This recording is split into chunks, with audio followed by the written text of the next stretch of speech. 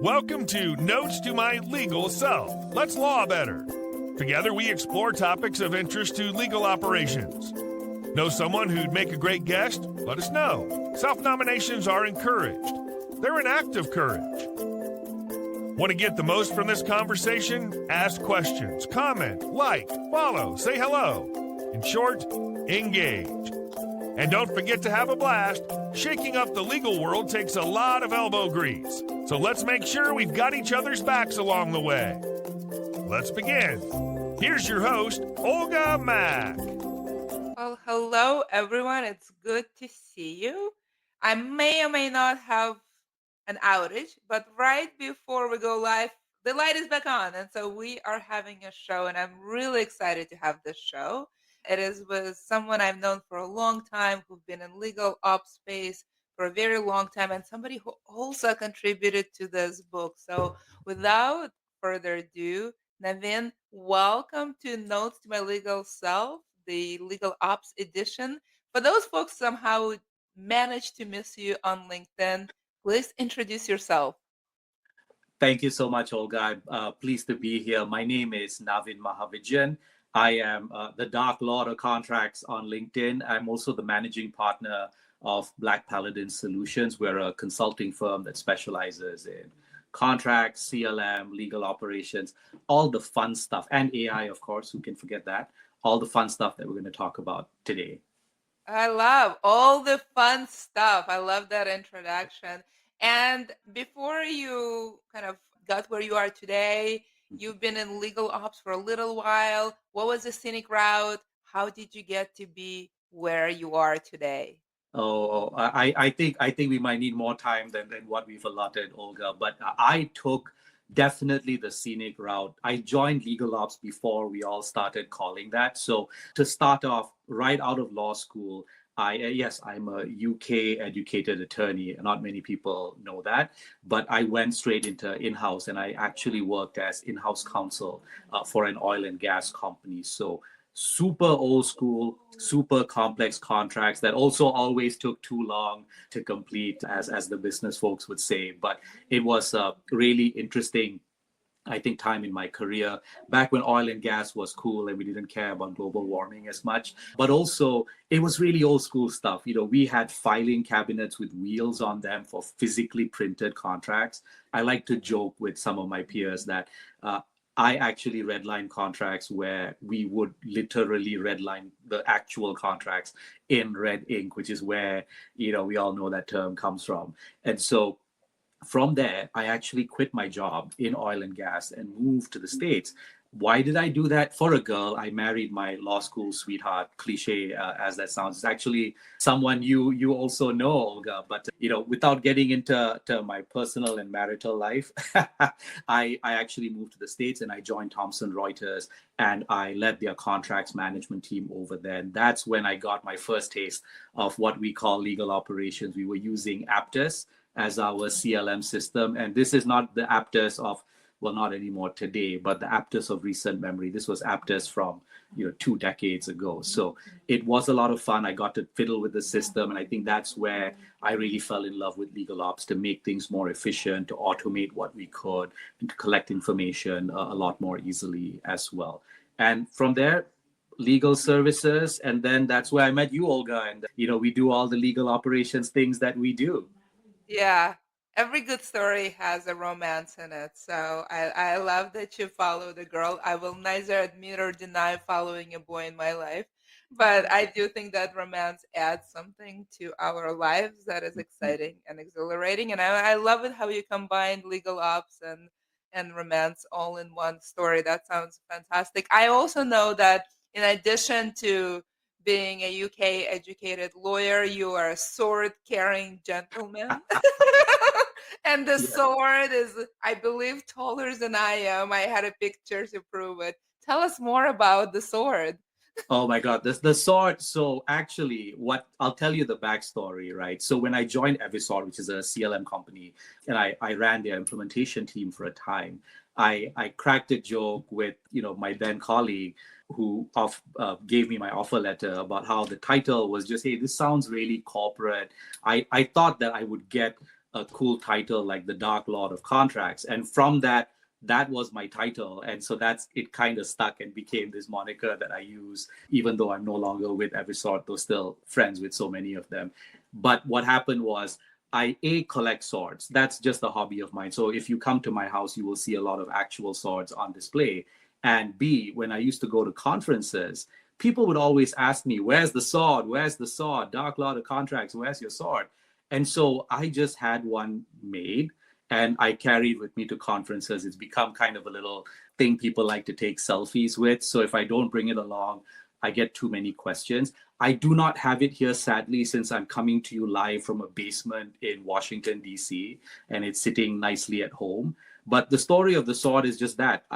I'll tell you the trick now on how I bring it to places. It actually comes apart. I And know, I've seen it. life. It's like a puzzle. It's like a Lego. It's a massive thing, but it's 3 or 4 or 5 pieces.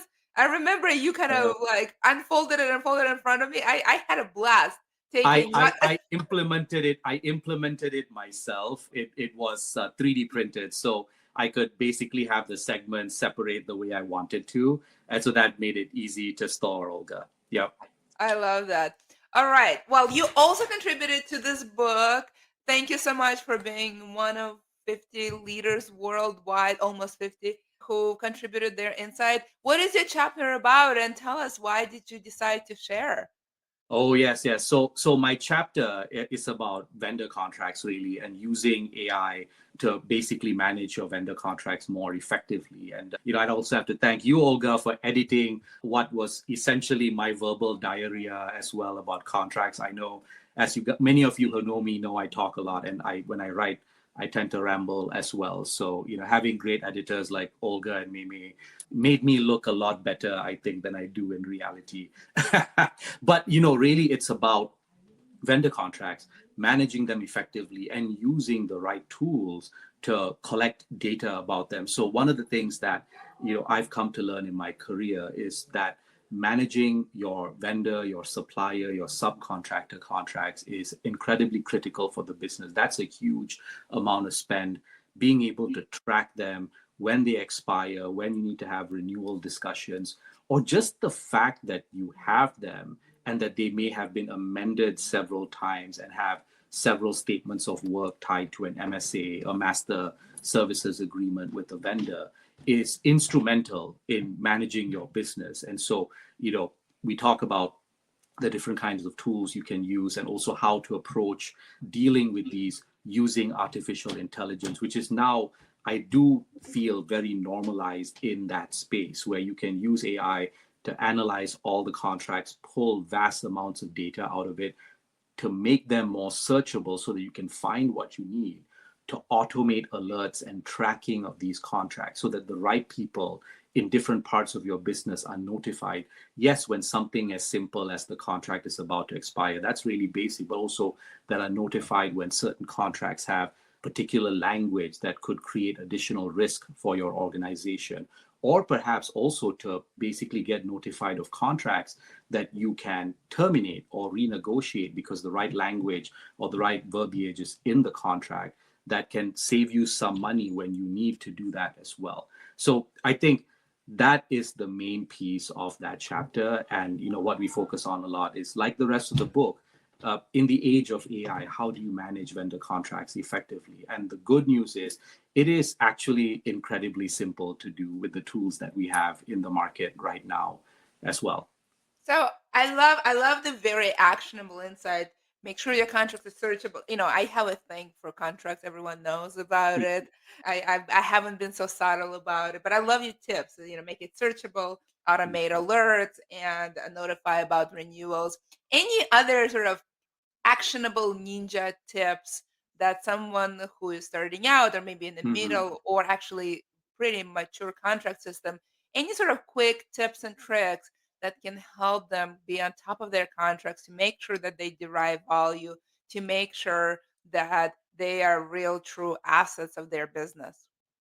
No, definitely, Olga. I think, when you're just starting out, the typical motion is, let's take our contracts that we do have, dump them into a tool, and then have the vendors AI analyze them and get lots of data.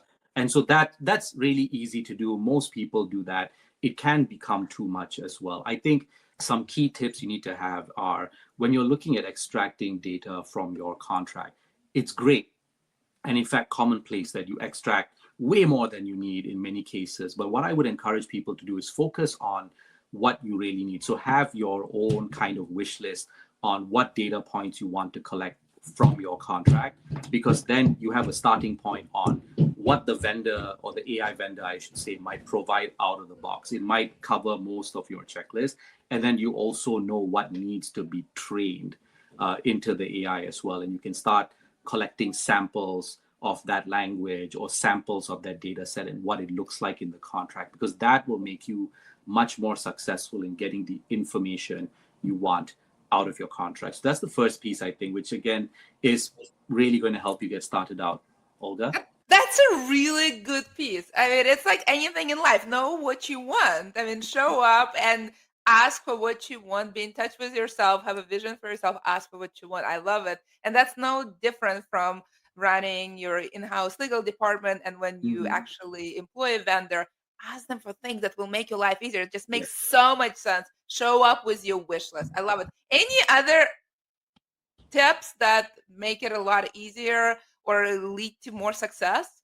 Oh no, definitely. I mean, we can do tips all day, but the second tip would really be leads from the first one, which is as you build your checklist, what you most people come to realize that there are elements of the contract, information, data, names, addresses, things that you need to know in the long run, or that you need to make reference to in the future, that are not in the contract itself. So then the fact that you have AI, the fact that you have a tool, it doesn't help as much with these data sets. So as you map it out, you need to build that into your contract review process as well. So as you negotiate contracts with vendors, that information typically in an intake form can be collected and also stored alongside your AI data. So what you really want is the best of both worlds. One data set that's being pulled out from the document itself by the AI, and the second half of that, which is collected manually. I know that's sometimes a dirty word, but there are things outside of the contract that you can easily collect in a systematized way that also lives with the contract. And once it's stored together, it's treated no differently than the AI extracted data. You can use it to search, you can use it to create alerts, automations, do reporting, and build dashboards as well. So that would be the second tip, I guess, the part where you need to be very mindful of the data that isn't actually in your contracts itself, because that's how AI works with intake. If the information is not there, the AI cannot manufacture it or guess it for you in an effective way, at least today. Okay. Do you want to talk more about contracts? Do you want to give me a tip number three, or shall we progress to AI? Oh my goodness, more about contracts. I think definitely, and you guys will hear me say this all the time. I think bring in your stakeholders as a final piece when you're thinking about best practices with both your vendor contract, really any contracts. But if you're focusing on vendor contracts and the information, you need to bring your stakeholders in to understand their needs. It's easier said than done, because collecting a lot of data and blasting it out, what you wind up doing is, with access to all this data, you will give people too much stuff. And then what happens is they just start to ignore it. What you really want is incisive, biting information. And so, when you think about the alerts piece of contract data and how you want to inform the right people, first of all, no surprise, bring them into a room and understand what their needs are, what they need to know, what their cadence is, how often they need to be notified. And from that, you can actually craft alerts that are a lot more robust and that are unique to each individual group. Finance wants to know very different things from your delivery folks or your accounting team or your tax team in this. And so you want to basically really understand what your stakeholder needs are and not accidentally give them too much. In this case, too much of a good thing is actually bad. Yeah, yeah. No, contract's overwhelming. Giving too much is essentially equivalent of giving the full contract and tell you to go have fun with it. And most people are not capable of having too much fun with it. Let's talk about AI. Let's talk about in-house teams deploying various AI systems. And we are seeing a lot of in-house teams are deploying chatbot systems.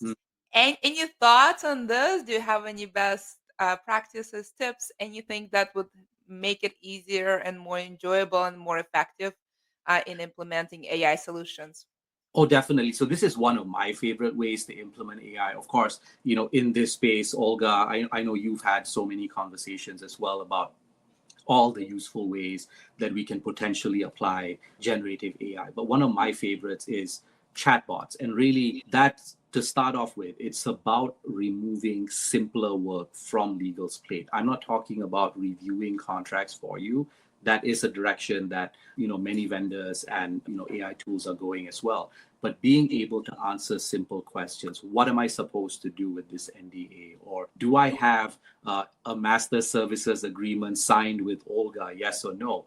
And so these little questions basically really build up and clog up the arteries of communication with legal. Lots of emails. Anyone that's ever been in-house that's listening to this right now knows what I'm talking about as well. All the simple questions that I wish someone could just answer. And so having that chatbot as sort of a junior paralegal to answer a lot of data questions, a lot of simple questions about policy, about signature process, review process, who should I go to for XYZ. That is a gold mine that we can use Gen AI for.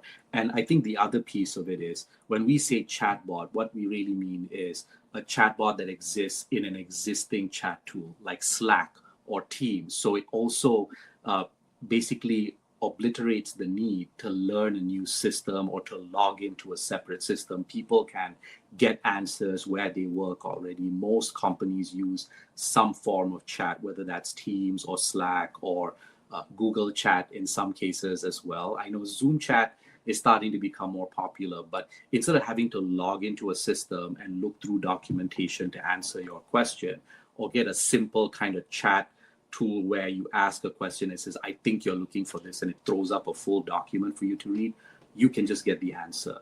And that is amazing because of a couple of things. One is we keep work away from the legal team. It's not really just the legal team. It can be compliance, InfoSec, finance, HR, but we keep all these questions away from them.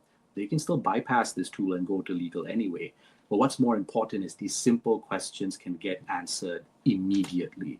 I can get an answer as to whether I have an MSA in place with Olga when it's about to expire. And if I don't have an MSA, a link to the system where I can fill out a form and now generate an MSA and send it for review so that I can get going. So all those answers can happen immediately versus even if it was happening with legal, you'd send an email out, someone would have to read it a couple of hours later and then do some research. And that's going to slow down the business. So it's actually an incredibly powerful tool for the business side as well, because they get answers right away. And how do you be successful with this, Olga?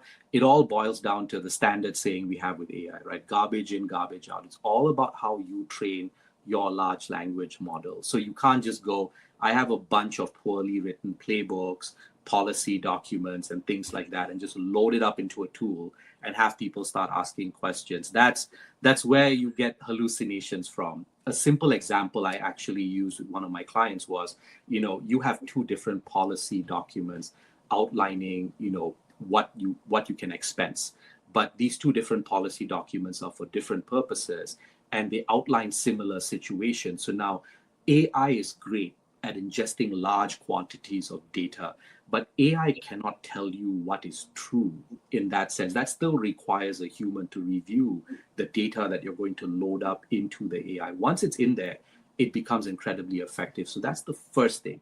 You really, really have to prep your knowledge base, make sure it's current, make sure it makes sense, and make sure that if you're loading up multiple pieces, or I should say multiple files, that they do not contradict one another as well. So that's really the first stage of implementing something like this effectively, Olga. Are there more stages? Oh, there's a lot more stages, but not too many. It's don't let me scare you. It doesn't have to be this super long 1-year process. You can get something going in 30 days to 3 months if you know what you're doing and have it be live. I think the thing people forget is that implementation and going live with a tool like that, it doesn't end there, right? Things change over time. Your signers change, your review process changes, your contract data changes. Yes, you can train the bots like these on your contract data. That's where it would be able to answer the question, if I have an MSA with a particular company and when it expires. We no longer need to go into a search engine to look up contracts and get that data, which is already easy enough. This makes it a lot easier. But I think once you roll this out, there is a second stage, which is really the ongoing stage of managing your bot.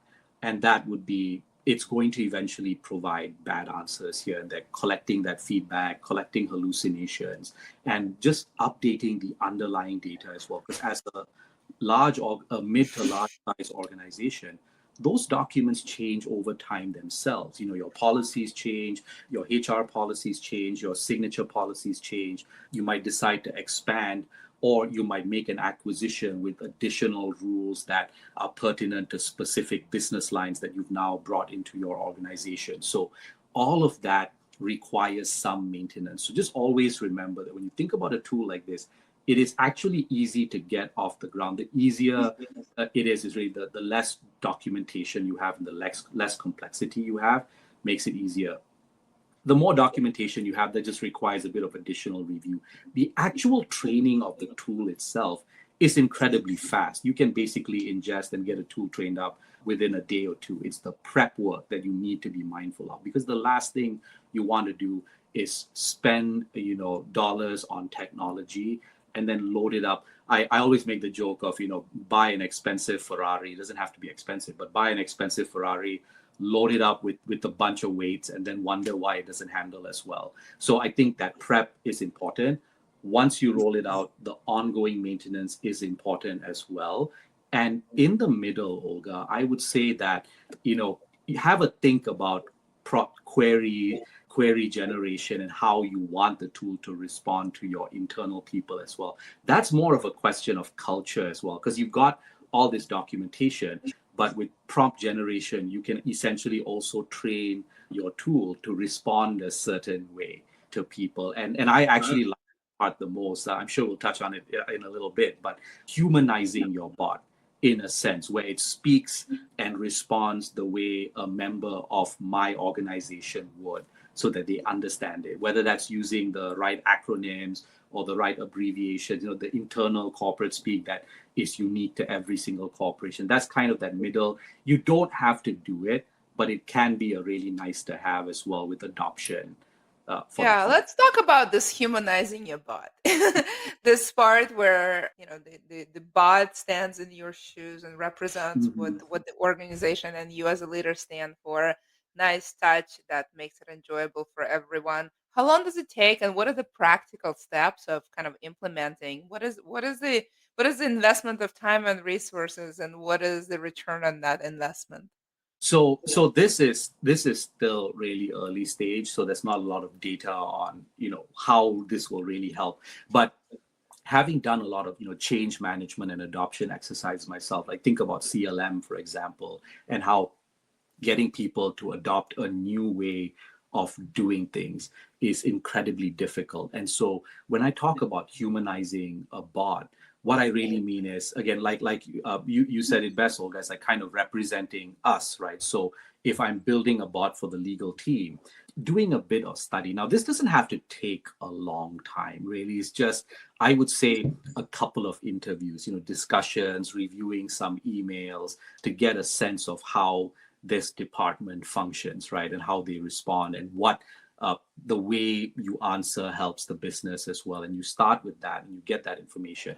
As far as the actual training, every different tool has a slightly different user interface as to how you go about it, but it boils down to, writing prompts. And so now as the implementer, you have to think about scenarios. What kinds of questions and what kinds of scenarios is my AI bot going to have to deal with effectively? What are my core scenarios? So that can be from a sales perspective. If I'm building a bot primarily to deal with the sales team so that they can get quick answers of a legal nature so that they can negotiate or push back with the potential customer faster, I'm thinking about those questions. It would also help to then interview those people, the folks that will interact with the bot.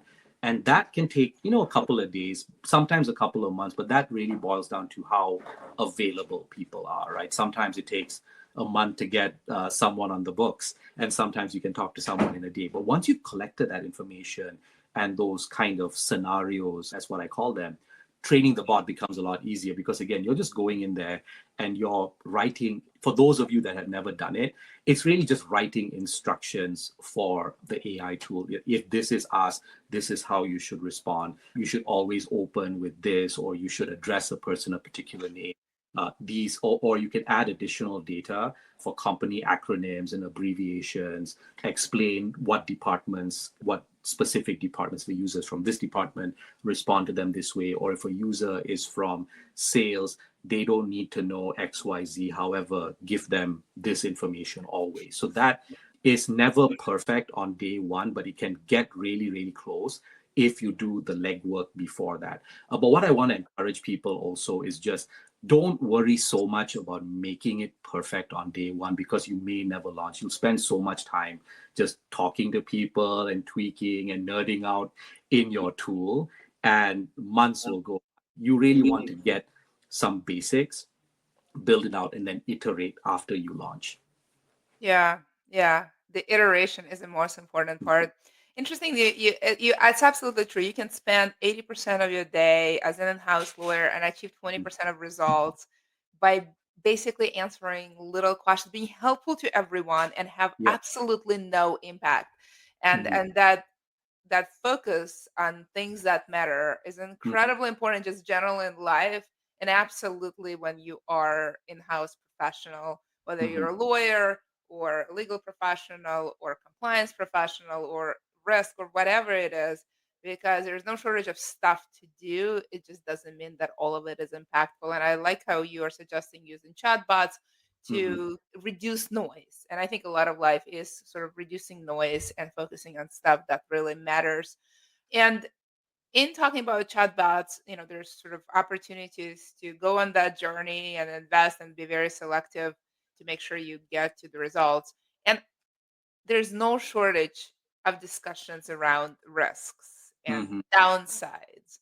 And I'm just curious, as you're thinking about upsides, and we talked a lot about upsides, what is the Mhm. downsides? And most importantly, how do you make that calculus? How do you make a decision to go forward today or tomorrow or maybe Mhm. never in the context of your business? Oh no, definitely. I mean, I think obviously the two main downsides that everyone always thinks about. One is, what if the chatbot gives a wrong answer and that creates risk for my organization? The second would be, of course, where's my data house, right? Is data privacy and data security, is it in its own instance, or is it kind of being shared across multiple other, instances, and that other companies or individuals, I don't want to have access to my data.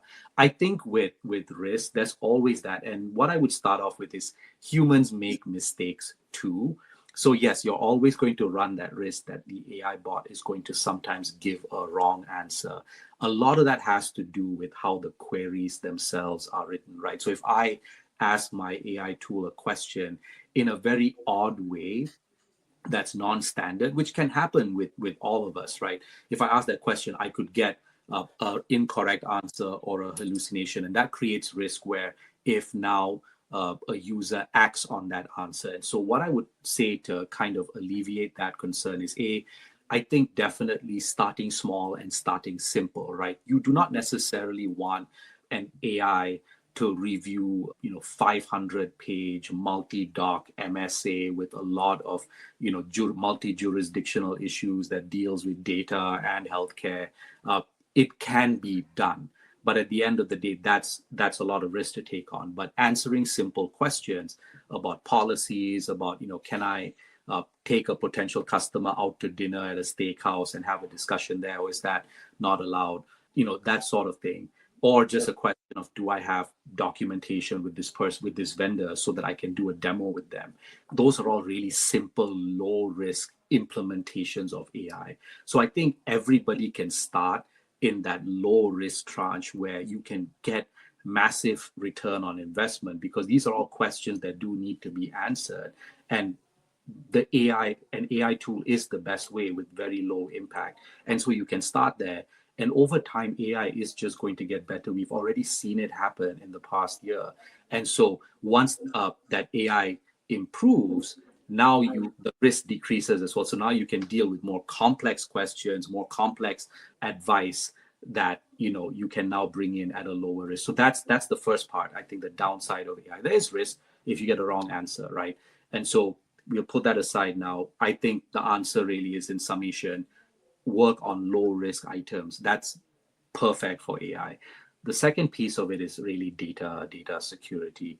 I think a lot of that you have to bring in InfoSec. And so I've always partnered very closely with InfoSec and different information security. For those of you that have never heard this lingo before, which I'm sure is not that many of you, but working with them to kind of understand how the vendor manages your data. Is it stored? Is it moved into other instances? Things like that. I mean, that's really basic stuff. But to me, as an enthusiast and as a person that implements these, it's no different from email or anything else. You do your risk assessment and you choose the vendor that fits your risk profile for as far as data storage goes. Is that data erased immediately? That can have impact on your user experience as well.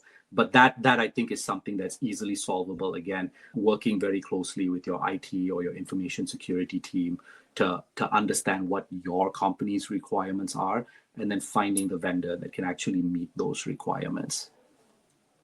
Okay, let's talk about vendors, because I think we are coming to the end, and I have a few questions, a very few, because we have to end the show soon. But I do want to talk about, with all the upsides and downsides, and no shortage of choices. Yeah. How do you make a right decision for the rest of your life? How do you choose the one, Navin? How do you choose the one?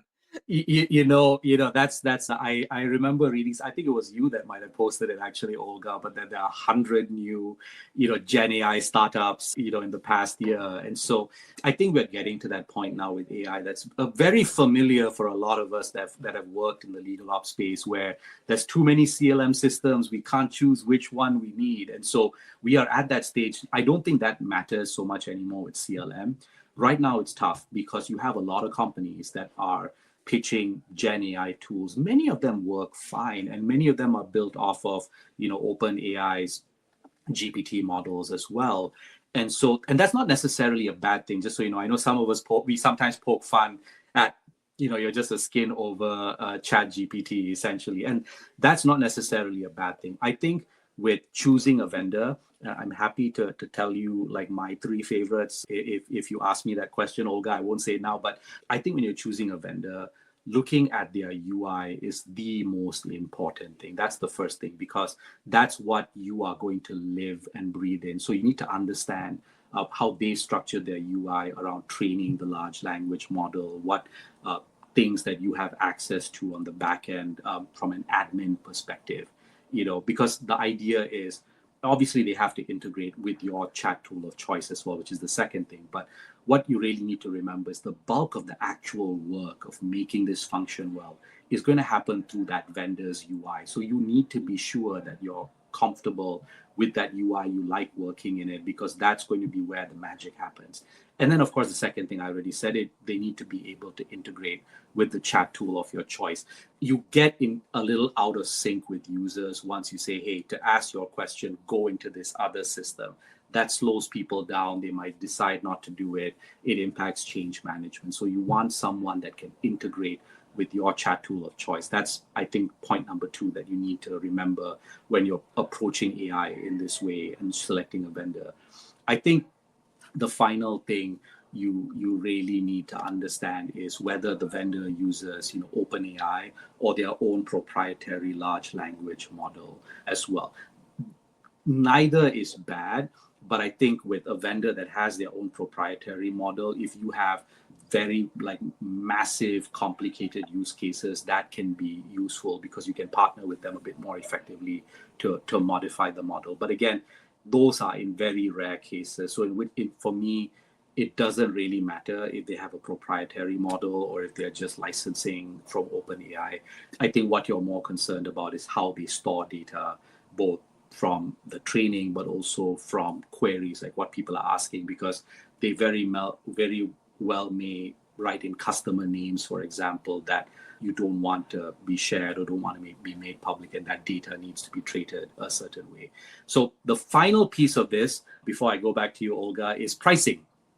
I think pricing is really important because there is a computational cost to when someone writes a query every single time to ask the AI a question. And so you need to think about that, and you have to understand how the vendor is pricing. Are they pricing based on number of queries, like questions you type into their tool? In which case you kind of get into a situation where if you're massively successful, you might wind up having to pay more. Or is it price per user? I think pricing is something that doesn't get talked a lot enough about, and it's all over the place. It really varies by vendor, but ideally the best case you want is just you want to be priced out per bot with either unlimited queries or at least a large number of queries, just so that you don't wind up implementing a tool and then suddenly see your costs go up unexpectedly in the first 6 months or the first 12 months. You want to be able to plan it out. And again, that's something that is very important with vendor management as well, right? And so knowing what you're going to pay and having that pricing stability. So that's the final piece you definitely need to pay attention to, not just the cost that you pay per month, but what are the caps that are in place for your usage. We are coming to the end, so I'm going to ask you a quick question because there is no way we're going to have the show, and I'm not going to ask you about implementation because Ooh, implementation is where things kind of die. yeah. So sometimes, sorry, this was really dramatic, but it's true, kind of die, you know. Mm, So, and we only have a few minutes, but I want to zero in on sort of the practical one or two things. We mhm, obviously will not cover everything you can possibly do to make sure your implementation is successful. But what is the one or two or maybe three briefly things mhm. you can do to make sure that your company, your department is positioned on the rails towards success? What do you do practically speaking?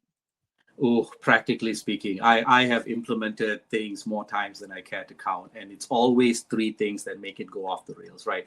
Either you made a bad purchase, you didn't fully understand what the tech could do, and you're finding out during the implementation, which is usually not the best time.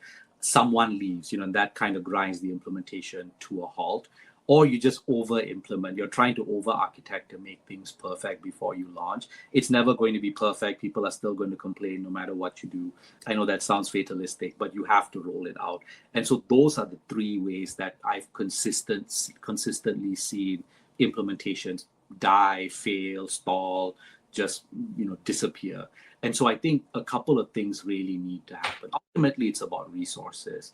And so you need to resource your implementation effectively. And that starts before you even choose your tool, because you need at least one, ideally two people, because people fall sick or they leave or they quit, that are focused on making selections, understanding your needs so that you choose the right tool. That sets you up for success with the implementation. So that's all the prep work that goes into it. So from whether it's a bot or CLM, ultimately just understanding what your needs are, what your business requirements really are, and being pragmatic about them. Like you can't go, I want the best of the best. I want it to be able to do 500 things that I don't even care to do now, because that will drag on your implementation. So I think resourcing it well at the start with the right people that are focused on that implementation, not an attorney that's already got their day job now being responsible to select vendors. That usually is why selection goes on for so long. People just don't have the time to make quick decisions. So resource the right people, whether that's an external consultant, or you hire someone in-house, whether that's your legal ops person or someone you hire to support your head of legal ops. Have that person in place where they are able to actually do the job and they are empowered to make decisions as well. I think that sets you up for success right from the beginning of the implementation. Midway through the implementation, things go wrong, and it's almost always tied to someone left, or the vendor can't really deliver in the way you thought they could. Perhaps their integration doesn't work as well with your CRM system, or perhaps their AI could not identify or work in a very specific instance of what you were planning to do. But in both cases, again, being successful just boils down to you need to have a backup for when someone leaves, and that's something that you can bring in a temp, a third party, or a firm to step into the shoes of the person that left to keep the trains running on time. Because that, I've never seen an implementation recover from that when someone leaves, because you take 6, 8, 12 months to hire someone and bring them in and then get the project going. That kills your ROI and usually kills the implementation as well. You need someone to jump in right away. So either have a backup in-house running alongside the whole time, so that when someone leaves, you've always got someone that can just step in right away, or bring in a third party as quickly as you can, because it's worth it. And with the vendor thing, I think really that just boils down to being open to pivot. Like if you become very dogmatic in your implementation, well, we can't roll it out if this thing doesn't work exactly the way I want to. I'm being brief because of our time constraints, but if my tool doesn't work exactly this way, I can't have it. You need to be realistic and be able to pivot and revise your process a little bit to accommodate the tool, because that's the thing. If these tools tend to be standardized to a certain extent, some of them can be customized a lot, but you need to compromise as well. And if you can't pivot, that again stalls your implementation, and that leads to failure, push dates, and ultimately poor adoption. The final stage is, of course, just kind of hanging on to it too long, like let the horses out of the stable. So I think a lot of us, I've been guilty of this too, and this is why I can say it. You kind of hold back launching a tool because you want it to be perfect, but perfection comes from it being out in the field and being able to be used, and then you will identify situations that you never even predicted, and then you can adjust for it. So remember, it's an iterative process. So an implementation is never really over. You have a go live date where the formal implementation is done, but don't adopt the mindset of it has to be perfect, because legal tech, CLM, AI tools, they're a little different than implementing Office 365. You're not, hey, we roll it out, it's done, I can forget about it beyond giving people access once in a while, So it's a lot different. You're iterating and building and rebuilding and retooling your tools. And so that is something where if you wait too long, all you're doing is wasting money. You're paying for a tool that your business and stakeholders cannot use because you're searching for perfection that really will never happen. On that bright note, we've come to the end. You may never get to perfection, but you may get to results. I think that is the lesson of today. We covered a lot of ground. Navin, thank you so much for contributing to this book, and thank you so much for going deep into one of my many favorite subjects, contracts, and being very insightful and sharing practical tips and really helping folks to be positioned for success. And we've covered a lot of ground, from getting to the right vendor, to implementing chatbots, to being successful in implementation, to on and on and on, and benefits and the cost of doing all that. That's a lot of ground. What is one takeaway? I want to make sure you say a proper goodbye and a give in the end. What is the one takeaway you want folks to take from this conversation if they do or remember nothing else? I would say my one takeaway is get started. You have everything to gain with launching tools like this. And the thing with tech is it's always going to get better. If you wait, there'll be something better. If you wait, there'll be something better. But think about buying a laptop. There's always going to be a more powerful laptop that you can buy if you wait. And here you are writing things down with pen and paper. And so I think definitely get started as soon as you can. Start small and roll something out, and you will see how effective it can be for your organization. And you'll want to do more of that. Yeah, get started. Well, thank you, my friend. Thank you so much for this great conversation. Thank you for contributing to the book. I thoroughly enjoyed it. I'm so glad that I actually got the power and time so that we didn't have to reschedule this amazing Yeah. conversation. I had a blast. Thank you so much, audience, for joining. I'll see you next time. Bye, everyone. Thank you for stopping by. We hope you enjoyed this episode of Notes to My Legal Self, Let's Law Better. Know someone who'd make a great guest? Let us know. Self-nominations are encouraged. They're an act of courage. Just remember, the future of law is looking pretty awesome. Let's team up and shake things up in the legal world together. See you soon.